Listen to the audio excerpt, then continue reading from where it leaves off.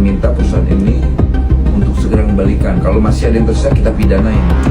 Kita laporan mantan pekerja atau pekerja yang ijazahnya ditahan. Kemudian itu yang kena pasal penggelapan. Kemudian pasal keduanya adalah jika sebuah perusahaan atau pelaku usaha menahan ijazah ketika mengembalikan ijazahnya, minta tebusan, kena pasal pemerasan. Mau yang mana pasalnya? Mulai detik ini tidak boleh lagi ada praktek penahanan ijazah. Jika tidak, kami akan melakukan upaya penutupan.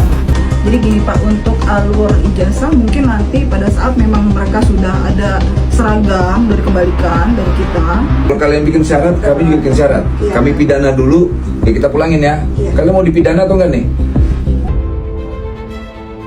Sidak lagi nih Pak. Oh, kita sidak lagi ke Duta Palma ya namanya ya? Iya Pak, ke Duta Palma. Ya, mereka ijazah ditahan. Minta tebusan nggak? Untuk sejauh ini belum ada Pak minta tebusan Pak. Tebusan kita pidana pemerasan.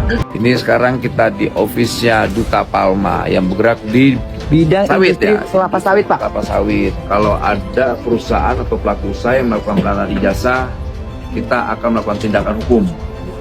Pertama, kalau menahan ijazah, yang pasti tindakan hukumnya adalah penggelapan. Kalau perusahaan yang minta duit, kita akan pidanakan pemerasan.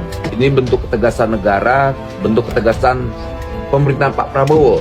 Semua menteri harus dekat dengan rakyat, bekerja untuk rakyat, dan jangan nyakitin hati rakyat. Hak-hak mereka terkait dokumentasi. Ijazah itu dokumentasi.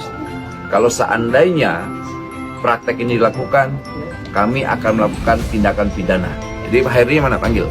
Karena ini kan ada laporan kawan-kawan terkait pertama hak-hak mereka terkait ijazah yang ditahan. Kalau ijazah ditahan per detik ini tidak dipulangkan, saya akan melakukan upaya hukum pidana. Kapasitas saya di sini terkait persoalan tenaga kerjaan, kewajiban perusahaan terkait salmon. Terus kemudian tadinya saya ijazah doang, ijazah yang ditahan itu segera dikembalikan. Yang mengenai ijazah, sepengetahuan saya memang nggak ada kita di sini penahanan ijazah. Mas, oi. Dek. Sini. Masuk.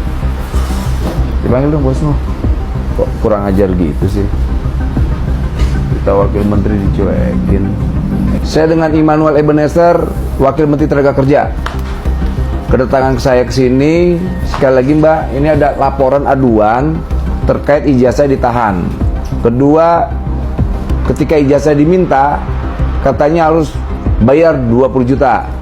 Saya kasih tahu ya, kalau penahanan ijazah saya kenakan pasal KUHP 372 pidananya, penggelapan.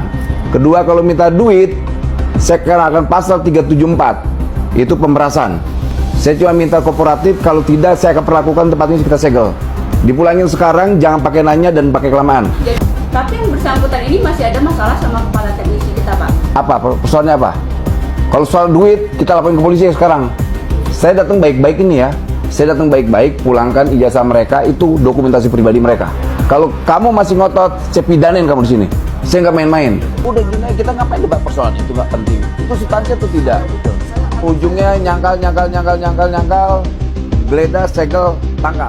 Selamat pagi, selamat beraktivitas. Rita, bisa ketemu dengan HRD-nya? Kami Pak. Oh ya, ini Mbak ada laporan ke kita soal penahanan ijazah. Ya, kalau penahanan ijazah itu bisa kita pidana penggelapan. Kemudian pasal keduanya kalau dia minta minta duit terhadap yang ijazah diambil, ini katanya pengakuan beliau dipinta 50 juta up itu untuk mengambil ijazahnya. Nah, kalau seandainya itu terjadi, kita akan pidanakan juga pasal pemerasan. Gitu, apalagi BUMN. Saya akan sampaikan ke Pak Erick Thohir nih. Ini ada praktek-praktek yang ilegal yang tidak boleh dilakukan oleh perusahaan BUMN. Baik.